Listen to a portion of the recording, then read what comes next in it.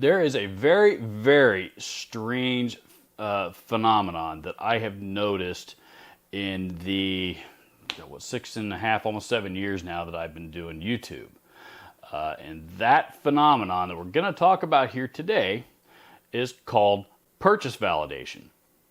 What is purchase validation? Purchase validation, like I said, is a very, very interesting phenomenon in that people who have already bought a specific product then go and do market research on the internet to find other people's opinions, people who they may perceive to be experts, people whose opinions they may respect, people whose opinions they may not respect at all, because they want to feel that the money that they just spent on a product that they seemingly enjoy, was in fact money well spent. And I think a lot of it seems to be rooted in a lack of confidence, because I get those people commenting on my channel all the time.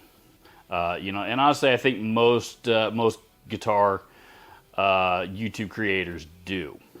Half the time, the trolling comments, the comments cussing me out, over my opinion of whatever product it is that I'm not all that thrilled with. Probably 90% of the time anyway, it's somebody looking for purchase validation and didn't get it. And to be fair, I think that this particular behavior is very, very subconscious with most people, right? I don't think most people are real conscious about their actions and reactions when they're doing this. I think, like I said, it seems to be very, very much a subconscious reaction. If you want a good example, you may remember this video. My now infamous worst guitars ever video. This is my most popular video that I've ever posted. And to be fair, the reason why it's become so popular is because of the reverse flying V joke in it. A joke that I have shamelessly recycled a few times now on this channel. But also in that video, and I think it may have even been the #1 slot, was the now infamous first act Volkswagen guitar, also known as the Volkswagen Garage Master. To be clear, these guitars, in my opinion, are total garbage. They were given away to people who bought Volkswagen guitars in that particular, whatever year it was, their early mid-2000s, I think. They weigh about 4 pounds. They feel like toys. They don't set up. All the ones that I've seen. I mean, they don't set up well. They don't play well. They don't sound good. They don't. They're very, very amateur-ish guitars. And again, in my opinion, and I expressed that in that video. That particular guitar, by the way, if you're still not familiar with it, that's the one that was famously being played on all the Volkswagen commercials of that era by superstars such as I think Slash, John Mayer, and one other name, one or two other names who I'm drawing a blank on right now. But the Slash and the John Mayer commercials were the big ones, and they were all over TV, particularly during big sporting events. I remember seeing them come on all the time while watching NFL on Sundays. I encourage you to go back and not so much watch the video. Of course, watch the video. Assuming that you might enjoy it, but more specifically, read the comment section and see just how many people were pissed off at me for giving my opinion on that guitar that I did. I mean, I damn near received death threats from a few people. It's pretty insane. Another example is the video that I did on the Glary guitars. That's another one, and a lot of people have bought that guitar too, because it's a really, really inexpensive Chinese-made guitar that you can buy for, I don't know, what are they, 60, 80 bucks, depending on the day, I guess. Very, very inexpensively made guitars, and I did not have very many positive things to say about it at all. I still don't. I think it's a garbage instrument that, if you want to buy a $60 guitar, my advice is to save up another 60 bucks and buy a $120 Squire. My mind has not changed on that a bit. A lot of people still comment on that video and get upset with me and the opinions that I have shared. Nobody seems to like to admit the tuning issues that I very clearly demonstrated in that video, among other things. But, you know, again, all these people have, you know, have bought these guitars and have really, really come to enjoy them for, you know, which is fine. I'm not telling anybody. I've never told anybody what they should or shouldn't like, you know, or should or shouldn't use, or should or shouldn't play. I have never said that about any, you know, I've never told anybody that, you know, but somehow that seems to be how people perceive it, you know, and they get aggressive and they get defensive and they get, you know, they get all of those things, which is, you know, very, very interesting to me. You know, and it happens all the time. It's, you know, I've gotten pretty good at spotting it when people are trying to set me up for that. You know, sometimes people, it just happened just the other day. Somebody asked me on a video completely unrelated, what, you know, about my opinion of the I think it was on Ibanez, you know, that the recent Ibanez distortion pedal that I did a video on, and somebody asked me, you know, what my opinion on the Boss Katana is.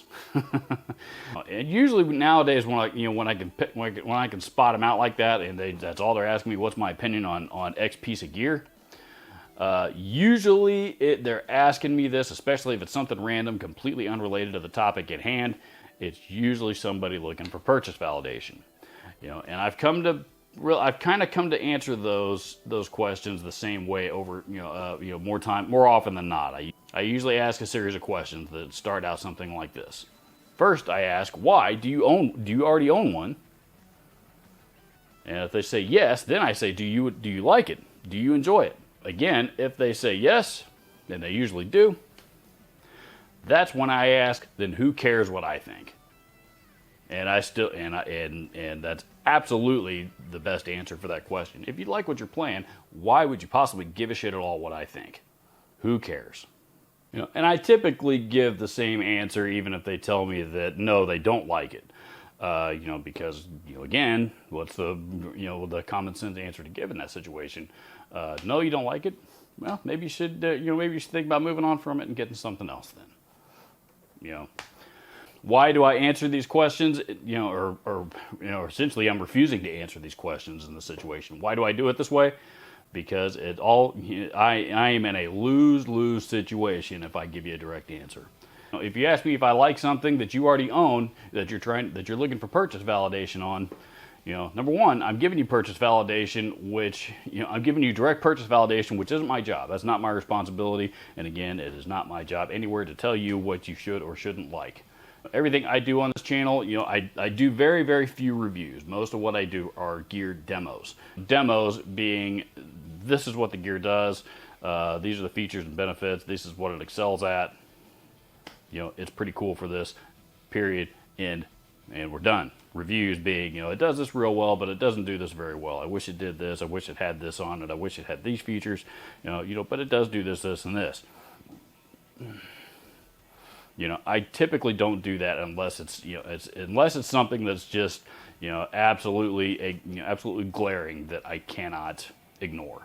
You know, and again, I will use my example of the cool music modulator pedal that I did a video on here recently, because it was very clearly marked on the pedal that it had a detune. You know, one of the effects that it did was a detune effect. However, that effect was completely, you know, was nowhere to be found on the pedal. You know, and that ain't cool. You know, that ain't cool. You know, if I'm doing a demo of it, that's not going to reflect very well on me if I just happen to omit that particular detail in a demo video. You know, so I really don't review products that much. You know, very, very little anyway. You know, so when somebody is, you know, so the reason why I don't answer one of those purchase validation questions directly is because, one, again, you know, if I say yes, that's not, you know, I'm giving you that that purchase validation, which is not my job. And number two, if I say no, all I'm going to do is piss you off. All I'm going to do is piss you off, and, you know, and then all of a sudden now you're going to think I'm the biggest jackass, you know, YouTube creator, you know, walking this planet. And to be fair, you may not be wrong about that. I admit that. I fully admit that. You know, Lord knows I have done plenty of questionable antics, you know, specifically to piss people off on this channel. I get it, but this is not one of them. You know, why do I bring this up? You know, it kind of goes back to the old, it kind of goes back to the same topic of, especially in our genre, there seems to be a lot of trouble with viewers and creators getting on the same page. And this is a big part of it, in my opinion, because again, somebody doesn't get their purchase validated from a creator like they were hoping. They get pissed off. They go and tell 10 of their friends, and then it goes on and on and on and on and on. And suddenly, I'm the bad guy because I told you that I don't care for Light 6 products or something, whatever it was. That's not true, but I'm just using it as an example. And honestly, I think it also controls a lot of the way that we, as guitar players, we as consumers, consumers of guitar gear, also consume YouTube. I admit I don't consume YouTube the same way I did a couple years ago. This time a couple years ago, I still watched I watched a lot of gear demos from a lot of other channels. And nowadays, to be honest with you, I don't watch that many anymore, even though that's primarily what I do on my channel. I still enjoy them, but honestly, the first, I've seen so many of them now, and it's, and I've gotten to try out so many of my own, so many products on my own that, there's just not a whole lot that I'm curious about, and that's really the primary reason why most people watch gear demos. I do the other stuff on my channel, specifically because, those of you that actually seem to enjoy my personality and, the stupid jokes and, and all that kind of, the other antics that I like to do, those are strictly for, for entertainment purposes, both for me and for those that watch it. But I don't think that YouTube is consumed quite the same way these days as it was even just a few years ago. So again, this is another instance when viewers and creators need to be on the same page, and as far as having an understanding of the message that is being delivered from here to there.